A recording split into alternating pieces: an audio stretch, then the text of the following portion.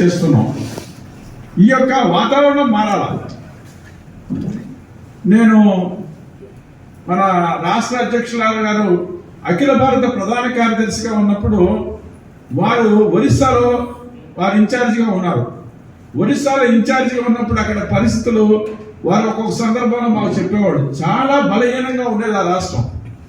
అసలు ఒరిస్సాలో మనం స్వతంత్రంగా అధికారం వస్తావా రావా అనేటువంటి పరిస్థితి అది. కానీ మనం చూసాం, నవీన్ పట్నాయక్ అనేటువంటి ఒక వ్యక్తిని రాజకీయాల్లో ఓడించలేమనేటువంటి ఒక రాష్ట్రంలో ఇవాళ భారతీయ జనతా పార్టీ అఖండ విజయం సాధించింది. ఇది మనం ముందుండాల్సినటువంటి విషయం.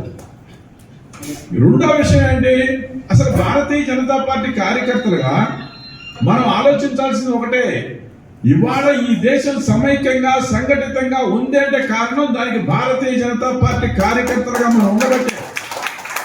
లేకపోతే ముక్కలు చెక్కలుగా ఈ దేశం విచ్ఛిన్నం అయిపోయేది. కాంగ్రెస్ వాళ్ళకి ఏంటి, వాళ్ళ కుర్చీ కావాలా, ముఖ్యమంత్రి పదవులు కావాలా, అంతే తప్ప వాళ్ళ దేశం ఎట్టపోయినా వాళ్ళకి అవసరం లేదు.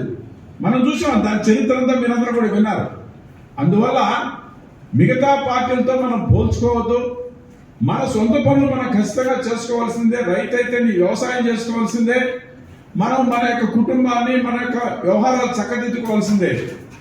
అలా చేసుకుంటూనే కొంత సమయం దేశం కోసం, సమాజం కోసం, రైతుల కోసం, గ్రామం కోసం ఇవ్వాలి. అది కుమారస్వామి గారు చెప్పేది. అంతేగాని మనం మన యొక్క శక్తి సామర్థ్యాలని నిరుపయోగం చేయొద్దు. గ్రామ రాజకీయాల్లో మనం ఏ రకంగా పనిచేయాలనేది కొన్ని ఉదాహరణ ఆయన చెప్పాడు. నేను కూడా గ్రామ సర్పంచ్గా ఉండే రాజకీయాల్లోకి రావడం జరిగింది.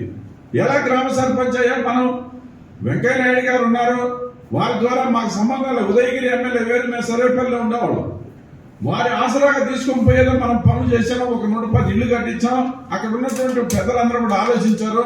సురేష్ అయితే పనిచేస్తున్నాడు కాబట్టి మనకి సర్పంచ్ చేశారు ఏకగ్రీవంగా. కాబట్టి అలా అందరూ అవుతారని కాదు, మనం ప్రయత్నం చేయాలి. ప్రయత్నం చేయకుండా, మనం పోరాటం చేయకుండా, పని చేయకుండా మీరు ప్రజానాయకులు ఏ రకంగా అవుతారు? అదే కుమారస్వామి గారు చెప్పింది. దానికి ఒక చిట్కా ఏంటంటే, ముందు మీరు కదలాల, మానసిక సంసిద్ధత తీసుకోవాలా, సంకల్పం తీసుకోవాలా. బీజేపీలో ఉన్నటువంటి కార్యకర్తలు సమాజం కోసం పనిచేయాలా, నీతిగా నిజాయితీగా పనిచేయాలా. ఏ రకమైన పని చేస్తాం ఇవాళ? ఇందాక వారు చెప్పారు, ఇవాళ ధాన్యం గిట్టుబాటు ధర లేదు. మండల కేంద్రంలో మనం ఎందుకు మెమరాండం ఇవ్వం? మండల కేంద్రంలో వచ్చినటువంటి ఎమ్మెల్యేకి 4 కలిసి ఒక మెమరాండం ఇచ్చి పత్రికలు ఇస్తే బీజేపీ వాళ్ళు రైతుల పక్షాన్ని మాట్లాడారనుకుంటారు కదా. ప్రభుత్వాన్ని మనం విమర్శించాల్సిన అవసరం లేదు. ముఖ్యమంత్రి చంద్రబాబు నాయుడు గారు గిట్టుబాటు ధరకి కొనమంటుంటే ఇక్కడున్న అధికారులు ఎందుకు పనిచేయడం లేదని ప్రశ్నించాలి మనం. కానీ అది వదిలేస్తున్నాం మనం. కానీ అలా కాకుండా మనం నిరంతరం ప్రయత్నం చేయాలి. సోమవారం రోజు కలెక్టర్ ఆఫీసు, అదే రకంగా మండలంలో ఉన్నటువంటి వాళ్ళు కూడా అక్కడ అధికారులు కలవాలి. స్థానికంగా ఇవాళ ఉన్నటువంటిది ఒక అసెంబ్లీలో, పత్రికల్లో మనకంటూ ఒక స్పేస్ ఉంది. స్థానికంగా లోకల్ మీడియా ఉంటుంది. మీరు మాట్లాడినా సరే ఖచ్చితంగా వస్తుంది అది. కానీ మీరేమనుకుంటున్నారంటే, ఎవరో పెద్ద నాయకులు వస్తేనో, మంత్రి గారు వస్తేనో, మేడం గారు వస్తేనో వాళ్ళు మాట్లాడితేనే ప్రెస్లో వస్తుంది అనేటువంటి ఉన్నారు. ఆ రకమైనటువంటి కాదు. నేను ఇక్కడ భారతీయ జనతా పార్టీ మండల కార్యదర్శిని, మండల అధ్యక్షుడిని అని అనుకున్నప్పుడు ఖచ్చితంగా మనం అక్కడికి వెళ్ళి మనం మెమరాండం రాసి మనకు వచ్చిన భాషలో ఇచ్చినట్టయితే ఖచ్చితంగా వేస్తారు. ఏకుండా ఉండే ప్రసక్తి లేదు. కాబట్టి దానికి ఎత్తుగడ కావాలి. మనకి అక్కడ ఉన్న విలేకరులతో సంబంధాలు మెయింటైన్ చేయాలా. 4 సార్లు పోతే ఎంఆర్ఓ అగ్రికల్చర్ ఆఫీసర్ నిన్ను కూర్చోమంటాడు. నీతో కూడా వచ్చినటువంటి 4 రైతులు ఎప్పుడైతే నిన్ను ఎంఆర్ఓ అగ్రికల్చర్ ఆఫీసర్ గౌరవించాడో మీ గ్రామంలో నీ పరపతి పెరుగుతుంది. అన్ని విషయాలు ఎమ్మెల్యేలకు సంబంధం ఉండవు. విత్తనాలు ఇచ్చే దగ్గర, లేకపోతే సూక్ష్మ పరికరాలు ఇచ్చే దగ్గర అలాంటివి మనం పోయి మాట్లాడితే అగ్రికల్చర్ ఆఫీసర్స్ కొన్ని ఇస్తారు. కానీ మనం అసలు ప్రయత్నం చేయకపోయినట్టయితే ఎక్కడేసిన గంగళ అక్కడే ఉంటుంది.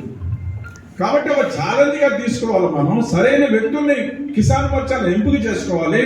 ఆ గ్రామంలో పట్టున్నటువంటి నాయకులు తీసుకురావాలి. కేవలం నా వర్గం, నా కులం అనుకున్నటువంటి 4 నేసి రాసేసి నా భార్యనో, నా కూతురునో, ఎవరినో 4 పెడితే కమిటీలు కావాలి. దూరదృష్టితో ఈ గ్రామంలో ఉన్న సర్పంచ్ గెలవాలన్నట్టయితే, మన బీజేపీ బలపడాలంటే ఏ వర్గాలను మనం దగ్గరికి తీసుకోవాలా, ఏ రకమైనటువంటి వ్యక్తులను మనం దగ్గరికి తీసుకోవాలన్నటువంటి ఆలోచన మనం చేయాలి. ఆలోచన చేయకుండా మన అగౌరవం పోదు.